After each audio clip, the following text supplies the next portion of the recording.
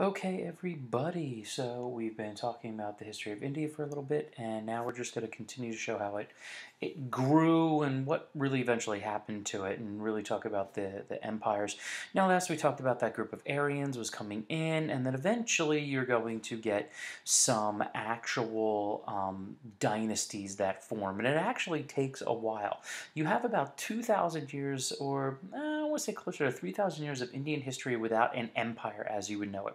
And that would all change with a guy by the name of Chandragupta Maurya, who founded the Mauryan dynasty, as you see right there. And it started with this blue Chandragupta, and then his grandson. Ashoka, who's really important from he was able to include all of this. Now, here you have modern day India, but over here is modern day Pakistan. And throughout most of the history of ancient India, the area that we call India really was India, Pakistan, and a good chunk of Afghanistan. Now, what's so important about this empire is that, first of all, it's the first time India has an empire and it allows it to grow and become a center of trade. And that's really important is trade. As we all well know, we've talked about economics throughout the year. However, the other big thing is it is under Ashoka that the spread of Buddhism occurred. By the time of Ashoka, Buddhism was about 300 years old, but it almost died out. And he was a man who converted to Buddhism and really sought to spread it across the world. And that's why Buddhism spread out. And he sent missionaries to China and Southeast Asia. And so the reason why Buddhism actually does exist today in many cases is Ashoka. But the empire itself didn't last that long, maybe about 150 years, and eventually it would fall down. But that would be replaced by one of the greatest dynasties ever for them, was the Gupta dynasty, which is different than Chandragupta, a whole different thing. This went from 320 to 550, and what's so crucial about this is the golden age of India.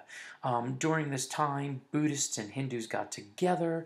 There were lots of trade. We talked about a lot about that trade already in Europe.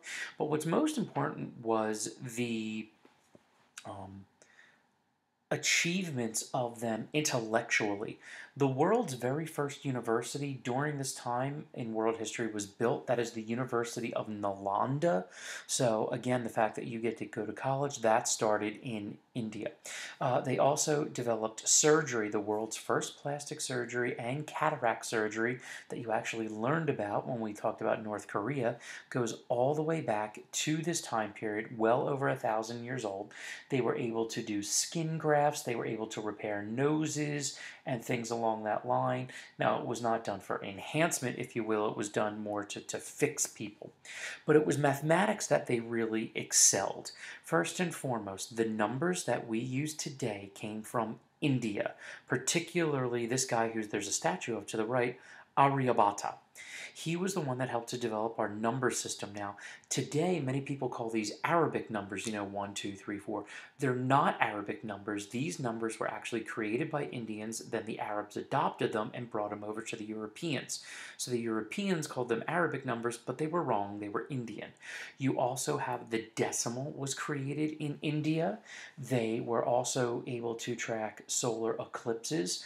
Much of the work that you see today in trigonometry and certain aspects of algebra come from India, as well as the use of zero. Now, they're not the first culture, that was the Maya, but these guys did use zero as well. And we know all of this because we have lots of writing and different history books and religious books and mathematic books.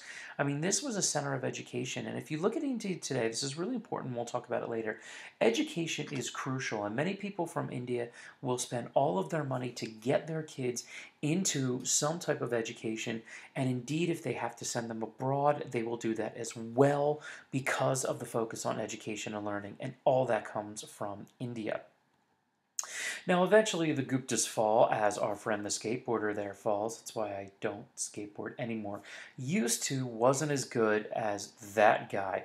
Unfortunately, they were attacked by a group of people called the Huns that really beat them up for a while. The Huns also beat the sense out of the Romans, and then eventually they just kind of fall apart. And really, off and on for the next, man, I'm going to say like 6, 7, 800 years, there's really not a lot going on empire-wise in India. That, however, will change with a group of people known as the Mughals. The Mughals went from 1526 to 1858.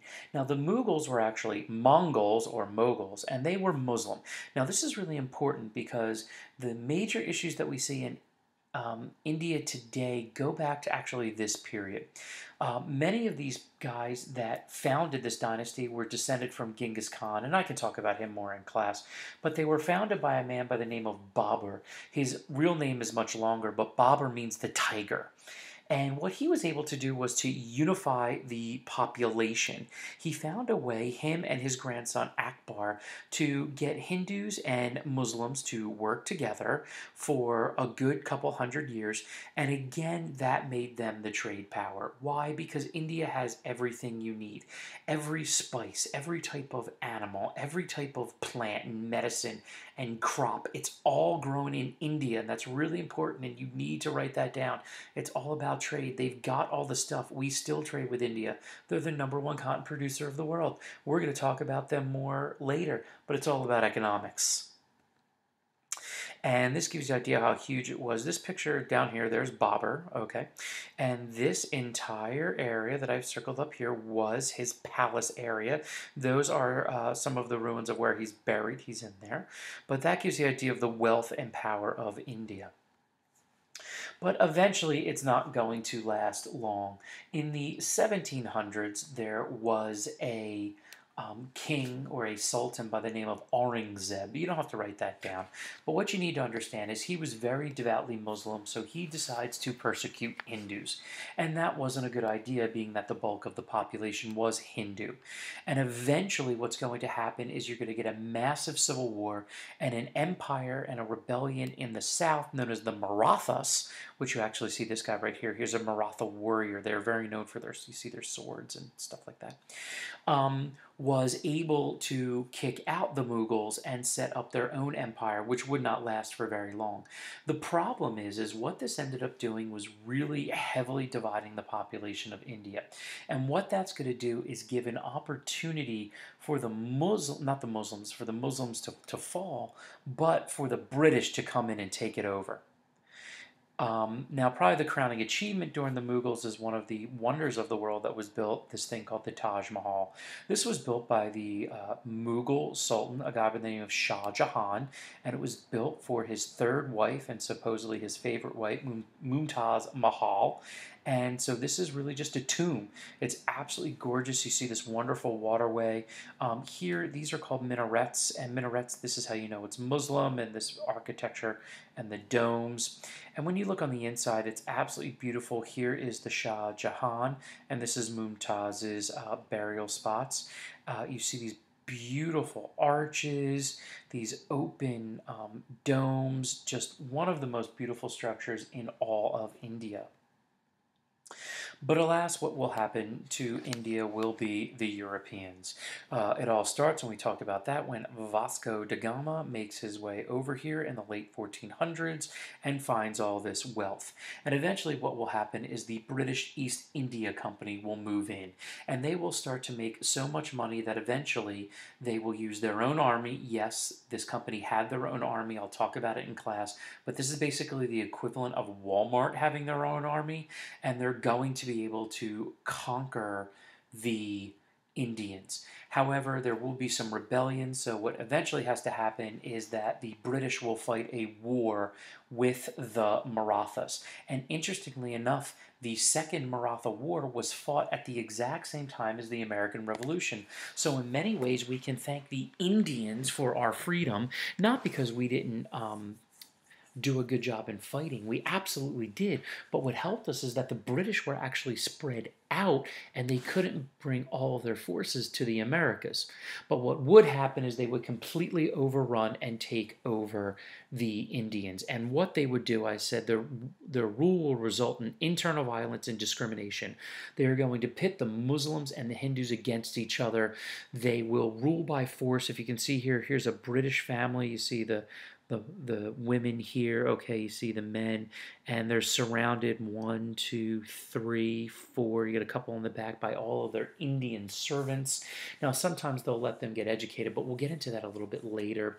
But it really will be just the exact same thing, guys. We saw it in Africa, we saw it in Asia, but Britain will hold on to India tightly because it was so important to them, because it made them so much money. All right, because of all the things that they were able to pull from here, all those spices and trade goods. And again, the area we're talking about, India, Pakistan, Sri Lanka, areas along that line. And really, that's going to go on for about a good century until some guys are going to start to fight. So as you can see, India, very dynamic history, a lot of interesting things that occur. We'll get into something more in class, so make sure you get your comments and your questions, write out your notes, and I'll see you soon.